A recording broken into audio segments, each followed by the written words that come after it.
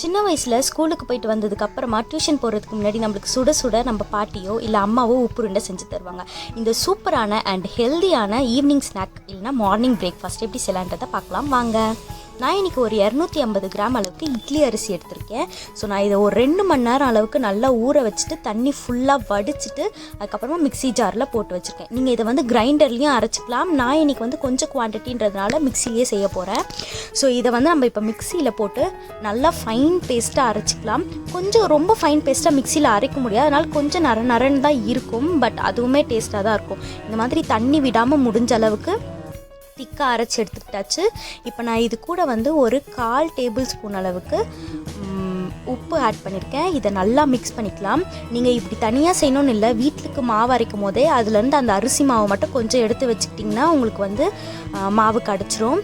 So இப்போ இது ஓரமாக இருக்கட்டும். நம்ம தாளிக்கிறதுக்கு பெருங்காயம் எடுத்து வச்சுருக்கேன் ஒரு 1/2 டேபிள் ஸ்பூன். அதுக்கப்புறமா கடுகு உளுந்து ரெண்டும் கலந்து ஒரு 1/2 டேபிள் ஸ்பூன். அதுக்கப்புறமா சால்ட் தேவைக்கு தக்கன எடுத்திருக்கேன்.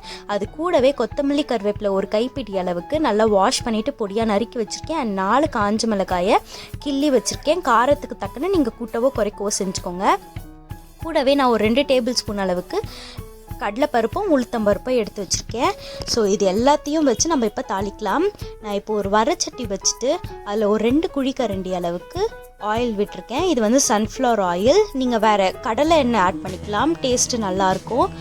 மற்றபடி வேறு எந்த எண்ணெயும் வந்து எனக்கு தெரிஞ்சு டேஸ்ட் நல்லா இருக்காது. இப்போ வந்து நம்ம இப்போ கடுகு உளுந்து போட்டு நல்லா தாளிச்சிக்கலாம்.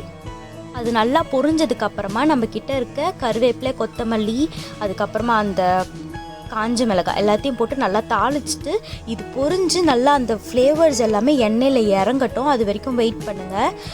ஸோ கையில் தெரிக்குன்றவங்க கொஞ்சம் தள்ளி போய் நின்றுக்கோங்க, இல்லைனா ஏதாச்சும் லிட்டு வச்சு மூடிடுங்க.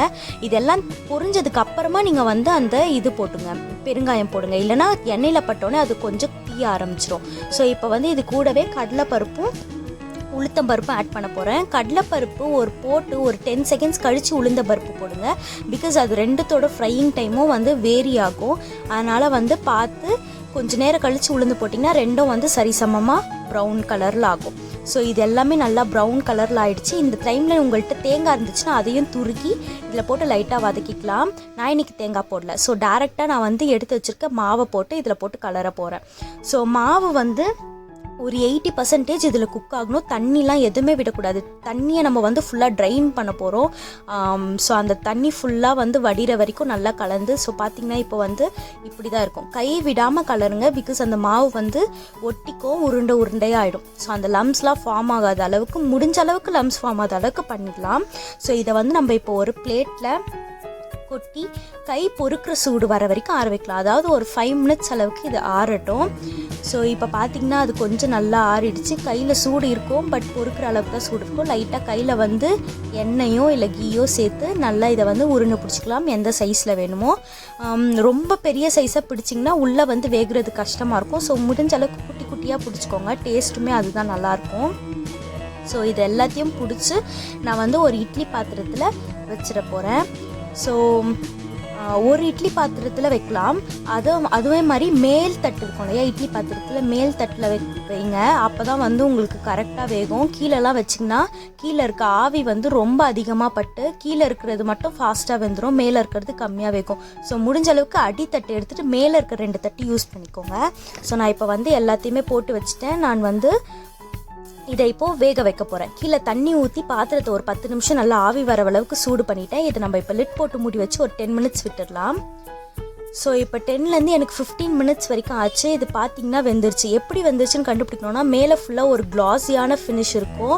அண்ட் வந்து உரிச்சு பார்த்திங்கன்னா உள்ளே நல்லா வெந்திருக்கும். அண்ட் இந்த டிஷ்ஷுக்கு பார்த்திங்கன்னா கூட வச்சு சாப்பிட்டா எந்த சைட் டிஷ்ஷும் தேவையில்லை. இதுலேயே நம்ம வந்து காரம் உப்பு எல்லாமே போட்டிருக்கோம், அப்படியே சாப்பிடலாம். ஸோ இது ரொம்பவே வந்து ட்ராவல் ஃப்ரெண்ட்லியும் கூட. குழந்தைங்களுக்கு ஸ்கூலுக்கு ஸ்நாக் பாக்ஸில் கூட கொடுத்து அனுப்பலாம். ரொம்பவே என்ஜாய் பண்ணி சாப்பிடுவாங்க. அப்படி ஸ்கூலுக்கு கொடுக்குற மாதிரி இருந்துச்சுன்னா நீங்கள் வந்து அதில் தேங்காய் மட்டும் போட வேண்டாம், இப்படியே ப்ளைனாக கொடுங்க. பிகாஸ் தேங்காய் வந்து ஒரு சில சமயம் வந்து இது சீக்கிரமாக கெட்டு போக சான்சஸ் இருக்கும்.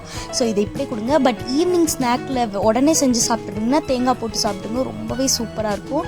வேணும்னா கூட வந்து ஒரு மின்ட் சட்னி வச்சுக்கோங்க, சாஃப்டாக வந்திருக்கும். இதில் வந்து ஆப்ப சோடாவோ இல்லை வேறு எந்த ஒரு இன்க்ரீடியண்ட்டும் நம்ம தேவையில்லாத இன்க்ரீடியண்ட் எதுவுமே சேர்க்கல. ஸோ இது வந்து சூப்பர் ஹெல்தி, ரொம்பவே ஃபில்லிங்காக இருக்கும் குழந்தைங்களுக்கு எல்லாருக்கும். என்னைக்காவது ஒரு நாள் ஈவினிங்கில் நீங்களும் இந்த ரெசிபி டைம் இருந்தால் உங்கள் வீட்டில் செஞ்சு ட்ரை பண்ணி பார்த்துட்டு எப்படி இருக்குன்னு எனக்கு மறக்காமல் கமெண்ட் செக்ஷனில் சொல்லுங்கள். வேறு ஏதாச்சும் ரெசிபி வேணும்னாலும் எனக்கு கீழே பிங்க் பண்ணி விடுங்க. இந்த ரெசிபி உங்கள் ஃப்ரெண்ட்ஸ் அண்ட் ஃபேமிலிஸ்க்கு அப்படியே ஷேர் பண்ணி விட்டுருங்க. அண்ட் எப்போவுமே நம்ம சேனலில் சொல்ல மாதிரி நீங்கள் இன்னும் நம்ம சேனலை சப்ஸ்கிரைப் பண்ணால் மறக்காமல் சப்ஸ்கிரைப் பண்ணிவிடுங்க. பக்கத்தில் இருக்க பெல் ஐக்கானையும் தட்டி விட்டுருங்க. அப்போ தான் நாங்கள் இந்த வீடியோ போட்டாலும் உடனே உங்களுக்கு வீடியோ வந்து சேரும் அண்ட் நம்ம ஃபேமிலியும் ரொம்ப பெருசாக வளரும். ஸோ தேங்க்ஸ் ஃபார் வாட்சிங் இந்த வீடியோ. இவ்வளோ நேரம் இந்த வீடியோ ஸ்கிப் பண்ணாமல் பார்த்ததுக்கு ரொம்ப தேங்க்ஸ். நான் வேறு ஒரு இன்ட்ரெஸ்டிங்கான ரெசிபியோடு உங்களை வந்து பார்க்குறேன். அண்ட் நம்மளோட இன்ஸ்டாகிராம் பேஜை நீங்கள் இன்னும் நிறைய பேர் ஃபாலோ பண்ணாமல் இருக்கீங்க, மறக்காமல் போய் ஃபாலோ பண்ணுறேங்க. நான் கீழே டிஸ்கிரிப்ஷன் பாக்ஸில் லிங்க் கொடுக்குறேன். அண்ட் ஃபேஸ்புக்கில் நம்ம வந்து ஒரு பேஜ் ஸ்டார்ட் பண்ணியிருக்கோம், நந்தினிஸ் குக் புக்னு சொல்லிட்டு. அந்த பேஜையும் போயிட்டு ஷேர் பண்ணி லைக் பண்ணி விட்டுருங்க. ஸோ தட் வந்து அதில் இருக்கவங்களும் வந்து ஈஸியாக பார்த்துக்கலாம். அதில் வந்து சின்ன சின்ன ரெசிபீஸும் நான் போட்டுட்ருக்கேன். ஸோ நான் இன்னொரு இன்ட்ரெஸ்டிங்கான ரெசிபி இல்லை இன்ட்ரெஸ்டிங்கான டிப்போட உங்களை வந்து பார்க்குறேன். அது வரைக்கும் டாட்டா.